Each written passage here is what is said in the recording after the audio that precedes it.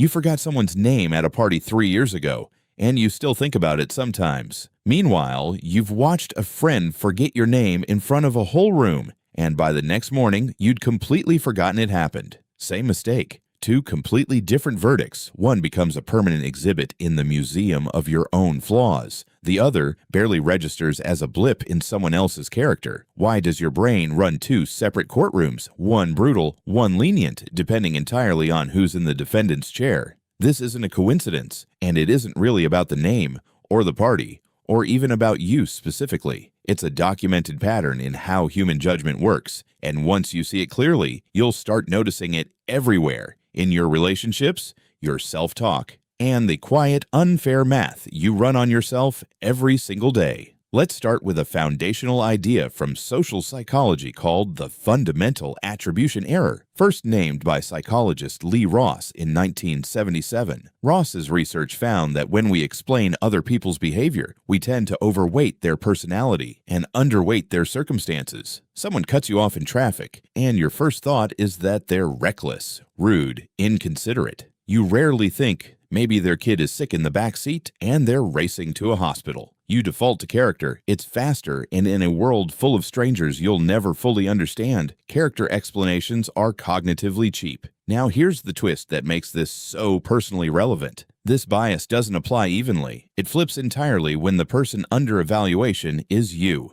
Psychologists Edward Jones and Richard Nisbett described this flip in 1971 in what became known as the actor-observer asymmetry. When you're the one acting, you have access to something no observer has, the full internal context. You know you snapped at your partner because you'd been up since 4 a.m., missed lunch, and just got bad news from a doctor. You know the traffic cutoff happened because you were distracted checking on your crying toddler in the mirror. When you evaluate your own behavior, you're standing inside the situation, surrounded by every mitigating detail. When you evaluate someone else's behavior, you're standing outside it, seeing only the visible action, stripped of context. This asymmetry alone would be enough to create some unfairness, but it gets more specific and more painful when we talk about self-judgment specifically, because something strange happens when the other person you're comparing yourself to is a composite, an average, an idealized image rather than an actual individual having their own bad day. Think about how you actually experience other people. You don't witness their entire life. You witness selected moments, mostly moments they've chosen to show you,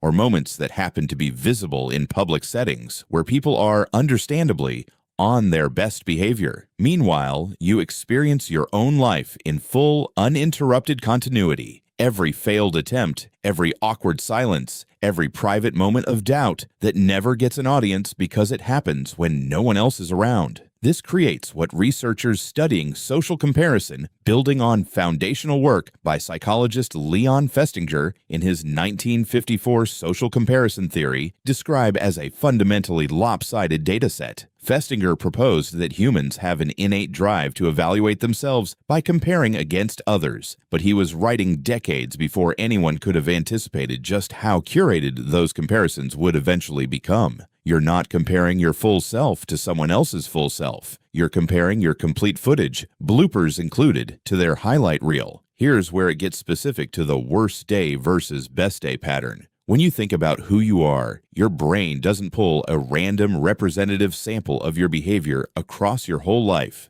Research on memory and self-concept suggests that emotionally intense moments, especially negative ones, are encoded more vividly and retrieved more easily than neutral or mildly positive ones. Psychologists sometimes call this a negativity bias in memory. Your brain isn't malfunctioning by holding on to the cringeworthy moment more tightly than the pleasant, unremarkable ones. It's doing what memory evolved to do: flag threats, mistakes, and social risks for future avoidance. Unfortunately, that same system also means your internal archive of who I am is disproportionately stocked with your worst material. Now compare that to how you build a picture of someone else. You don't have access to their private archive of humiliations. You have access to what's visible: their competence at work, their composed social media presence, the version of them that shows up when there's an audience.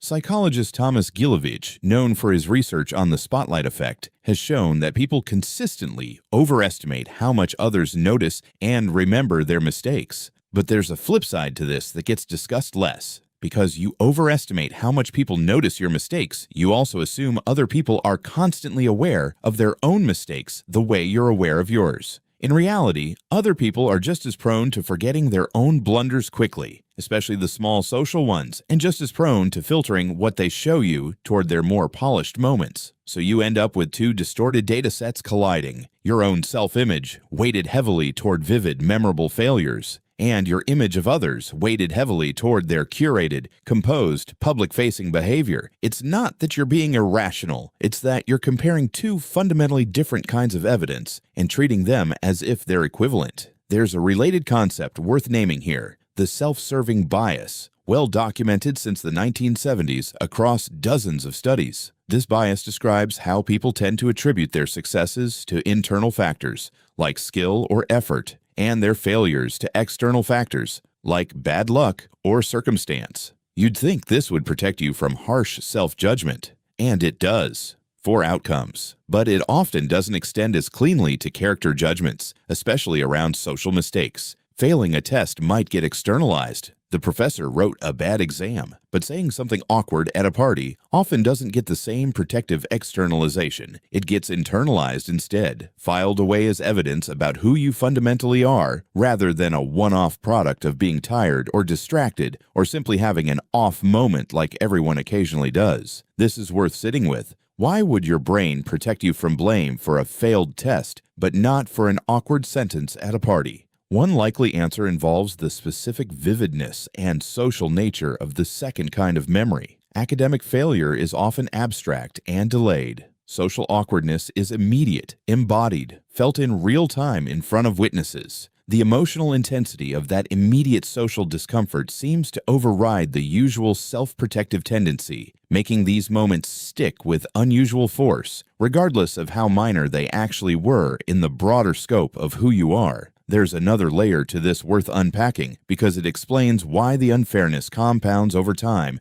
instead of correcting itself. Every time you replay an old embarrassment, you're not just remembering it, you're re-encoding it, strengthening the neural pathway that makes it easier to recall next time. Memory researchers describe this as a kind of rehearsal effect. Left alone, most memories fade with time. But shame-based memories often get revisited voluntarily, sometimes obsessively, precisely because they carry emotional charge. Each replay acts like a small maintenance session, keeping the memory vivid long after a neutral event from the same week has faded into nothing. Meanwhile, you're not running the same rehearsal loop for other people's mistakes because you don't have privileged access to their internal replay reel. Their slip-ups fade from your attention at the normal rate. Or faster, since you likely weren't emotionally invested in the moment the way they were. This creates a strange asymmetry in vividness over months and years. Your own worst moments get repeatedly refreshed by your own attention, while other people's worst moments, even the ones you happen to witness, decay naturally because you have no motivation to keep replaying them.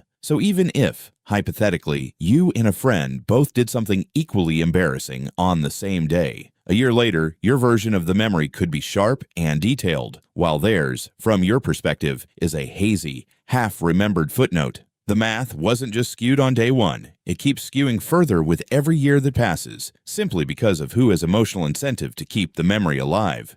There's also a social dimension that makes this harder to correct through conversation alone. Most people, understandably, don't broadcast their private doubts in casual interaction. You could spend years around a colleague, a neighbor, even a close friend, without ever hearing about the moment they lay awake replaying something they said in a meeting. Not because they're hiding some deep secret, but because that kind of disclosure requires a specific kind of intimacy and timing that ordinary daily interaction rarely provides, which means the corrective information, the evidence that would rebalance your comparison, mostly stays locked away in other people's heads, exactly the way yours does. Everyone is sitting on the exact evidence that would fix everyone else's distorted comparison, and almost nobody shares it because almost nobody realizes how badly it's needed. This is worth sitting with for a moment because it reframes what those rare, unusually honest conversations actually do for you. When someone finally admits offhand that they also lie awake replaying an old mistake, it doesn't just feel relatable. It functions as a small piece of missing evidence, correcting, even briefly, the lopsided comparison your brain has been running for years. That's part of why those moments of shared vulnerability tend to land with such disproportionate relief. You're not just hearing a nice anecdote, you're finally getting a glimpse of someone else's unedited footage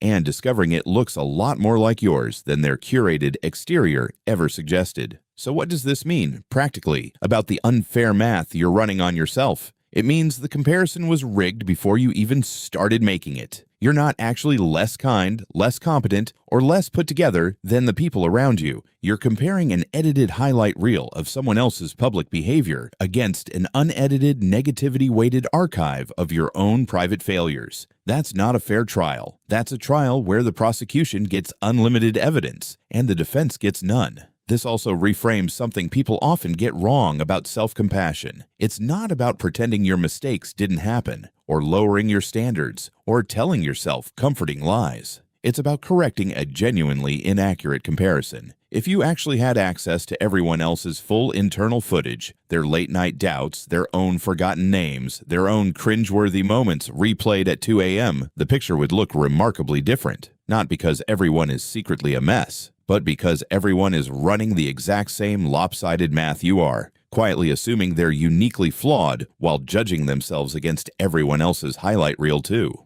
There's something almost strange and almost comforting in realizing this. The person who forgot your name and seemed so composed about it. There's a real chance they thought about it that night, replaying it the same way you replayed forgetting someone else's name 3 years ago. You're not standing outside a room full of people who have it all figured out while you alone struggle. You're standing in a room full of people, each quietly convinced they're the only one still carrying their own worst moments, while everyone else appears to be doing just fine. So the next time you catch yourself comparing your rough draft to someone else's highlight reel, remember what's actually happening. You're not seeing two people clearly. You're seeing one person completely, flaws and all, and another person through a narrow, curated window that was never designed to show the whole picture in the first place.